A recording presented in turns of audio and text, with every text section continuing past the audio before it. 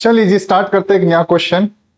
Dinkar, Navita and वानी तीन partners है, तीनों की रेशियो गिवन है 3:1। नविता की डाइड हो जाती है 30 जून 2025। नविता ने इस साल कितना सर्वाइव किया? अप्रैल का महीना, मई का महीना, जून का महीना, 3 महीने का सर्वाइवल है।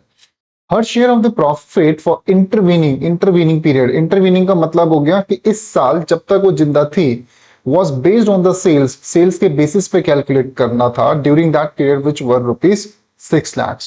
जो हमें प्रॉफिट की एस्टिमेशन करनी है वो करनी सेल के बेसिस में, और सेल हमारे पास कितना है? 6 लाख रुपए का उस पीरियड पर। The rate of the profit The rate of the profit during the past 4 years had been 10% on the sales। जो हमें रेट ऑफ द प्रॉफिट दे रखा पिछले सालों का, 4 सालों का, वो है 10% ऑफ द सेल्स। अगर 1 लाख की सेल है तो 10,000 का प्रॉफिट है, 20 लाख की सेल है तो फिर अपने पास 2 लाख का प्रॉफिट है। So the firm closes its books on the 31 March every year. Calculate the Navita share of the profit. सिर्फ नविता जिसकी डेथ हुई है उसका हमें शेयर ऑफ प्रॉफिट निकालना टिल द डेथ। तो आइए करते हैं इसका सॉल्यूशन।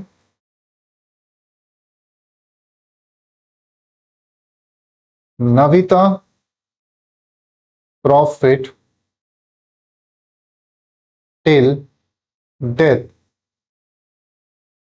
हमें सेल दे देखिए इंटरवीनिंग की, यानी उस पीरियड की जब तक इसकी डेथ हो जाती है। सो हमें दे रखा है 6 लाख रुपए। 6 लाख का हम करेंगे 10%। सो उतना क्या आ गया पीरियड। बात यह है कि ये सेल्स थी ये पूरे फर्म की है, ना कि सिर्फ उसकी है। अगर ये पूरे फर्म की है तो प्रॉफिट भी किसका निकला? पूरे फर्म का। हमें सिर्फ किसका चाहिए? नविता का। तो नविता के शेयर से कर देंगे यहाँ पर मल्टीप्लाई बाय 2/6। ना इसको सॉल्व कर लेते हैं। तो 6 लाख का 10% 60,000, एंड 60,000 का इसको काट के 1/3 यानी 20,000 का हमारे पास क्या आ गया? प्रॉफिट आ गया उसकी डेथ तक का during the period. So I hope आपको ये क्वेश्चन समझ आ गया हो। तो मिलते हैं एक नेक्स्ट वीडियो में एक नेक्स्ट क्वेश्चन के साथ। तब तक के लिए bye bye, tata, take care.